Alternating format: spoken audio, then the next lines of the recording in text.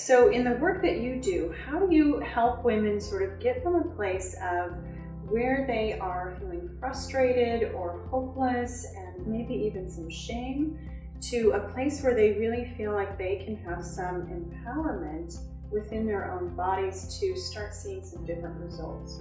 That's a great question. And shame, when you brought that up, a lot of women are embarrassed with pelvic floor issues. Yes. And it's nothing to be embarrassed about. You know, I had pelvic floor issues. Almost all the moms I know have had an issue at one point or another, and some don't, but it's not normal. Our bodies are not designed to have dysfunction there, but it's very, very common. It's nothing to be embarrassed about. Let's talk about why it's common. So what happens during pregnancy that the end result is a lot of moms are having pelvic floor issues after birth? Well, that's a great question. So when we're pregnant, the fetus is growing and getting bigger inside of us, and as early as 12 weeks, that baby is big enough to be pushing down on that pelvic floor more. In addition, our hips, to allow for the growing belly, get bigger. Well, they get bigger, but you also get more of an anterior pelvic tilt, kind of where the butt sticks out, right? Which also kind of tightens up that rear portion of the pelvic floor and the low back. And kind of the abs have to stretch in the front. That's why a lot of women, I had it too, the diastasis, so the separated abs and the connective tissue. Right. And they kind of go hand in hand. So pelvic floor issues are sometimes a pressure problem in the abs with that diaphragm, the abs, and the pelvic floor. So when you're pregnant, you're having the baby push down on it. Our hips are adjusting to a different position. And then with the vaginal delivery, you know, you're pushing the baby out, which is putting an enormous amount of pressure on the pelvic floor. And then it's amazing because it does rebound back to its shape, but often some of it is either overstretched or really tight and rigid. And in the United States, we don't have a system that is set up for aftercare and physical therapy. So oftentimes your OBGYN at your 6-week appointment will like, oh, you're all good, how's your baby? Go have sex. Instead of talking about, you know, what might be going on and that you might need some therapy. I mean, most women do. And then even with a C-section, you still can get pelvic floor dysfunction. The fetus is still growing, pressing down on that pelvic floor. The hips shift as well. And they have a little bit different thing because now when they get the C-section, they're cutting into your connective tissue and your fascia. So now you're getting more adhesions in your fascia than someone with a vaginal delivery, actually. That makes so much sense. So kind of either way, the pelvic floor muscles and the fascia, all of it together, it really helps to create a strong but flexible core. It gets interrupted or doesn't always return to its original shape without some additional training. So your work is to help women do this physical training so that they can really kind of bring the pelvic floor muscles and all of their core in that area back into more of its original style of function. And even sitting is actually terrible for our pelvic floor for women. It really tightens up the pelvic floor. So my program and what I do is really designed to help restore elasticity. So many people have the misconception to have a tight pelvic floor and they think that's what men want, that's what we should have. But a tight pelvic floor actually leads to problems. So like what kind of problems? So you can have painful intercourse, low back pain, and actually incontinence as well. So many people think incontinence is from a loose pelvic floor. Well, even if someone's tight, it doesn't mean they're strong, right? So think of like a hamstring. You can have a really tight hamstring. It doesn't mean your hamstring is strong. It just means it's too tight, right? It's too rigid, creating some imbalance in your body, and it's not working optimally. So our pelvic floor is supposed to be strong, toned, and elastic, not tight, not rigid, not overstretched. There's an appropriate length-tension relationship, so it's responsive. Kind of like our emotions, right? We don't want to be too rigid in any one shape or way, or without any boundaries or without any firmness and discerning, because then we're not protected, right? But if we have that ability to be strong and flexible, we have the most opportunity for resilience and for growth.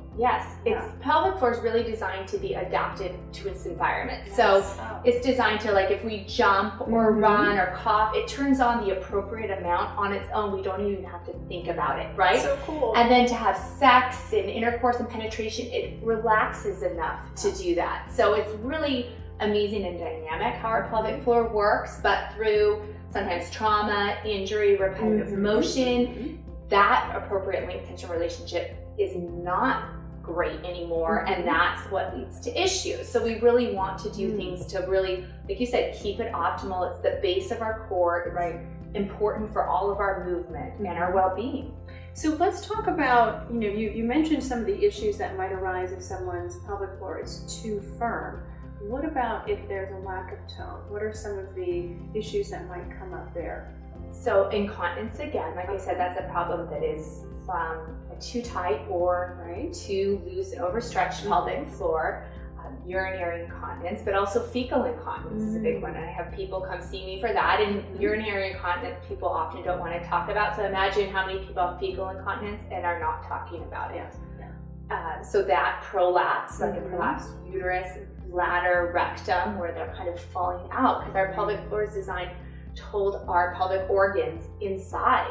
And so when there's a lack of tone and it's overstretched, they can start protruding where they're not supposed to be protruding. Yeah, which also is, a condition that can evoke a lot of shame for people. And so they often don't get help for it until it's really at a dangerous point. I find that with most of the pelvic floor issues that women, they don't come see me when it first happens. They just think that's the way it is, and they've been living with it for a long time. They've maybe shared it with their doctor, many have not, and they just have shame. They're embarrassed. They don't want to tell anyone. They don't realize that their best friend might have the same issue or similar, and they're just not talking about it. And I think as women, it's so important to talk about our pelvic floor health and women's health.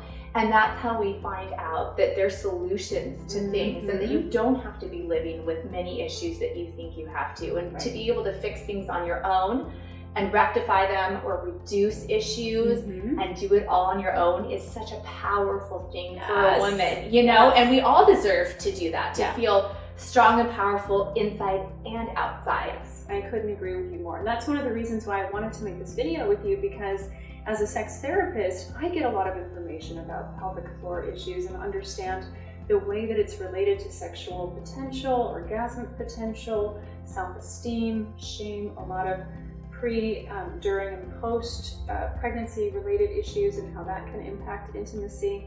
But I'm always sort of blown away about the lack of understanding about what a pelvic floor even is, let alone how to take care of it. And I think this is an area in our sex education that really is lacking. So I'm so grateful that you want to come on the show. Yeah, I agree too. And it's very important for sex. You're bringing up sex. It helps with libido, and if you're not feeling good or powerful, you have issues, you're not feeling quite as sexy. And it also helps increase your ability to orgasm too. If you're not having sensation down there, if there's misalignment, impeded nerves, it's going to affect your ability to orgasm. Right, and so many women will come to me and say things like, I can't have an orgasm, I feel broken, I feel defunct. All of my friends are having these amazing orgasms and I just feel nothing.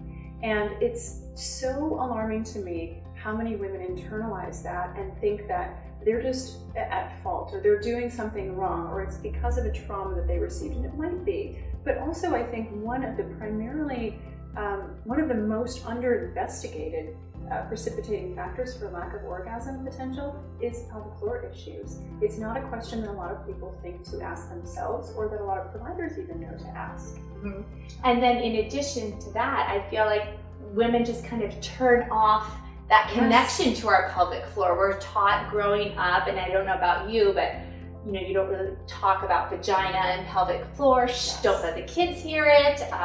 You don't talk to your friends about it, so people aren't talking about it. We kind of turn off, whether it is trauma or shame or guilt or uncomfortability. You turn off that connection, so you really have no awareness of what your pelvic floor feels like. Most of the time when people work with me or they try my program, even an OBGYN said that recently to me, that I can't feel my pelvic floor. I said, that's okay, most people can't. She's like, I'm a trained OBGYN.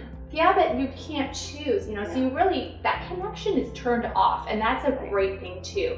The program really allows women to start making that connection Yes. again and opening that up. And then once you can feel your pelvic floor, you are going to enjoy sex so much more. So much, right? I think that's one of the biggest things that comes up in therapy when I work with women around orgasmic issues, is because they really live sort of from here up.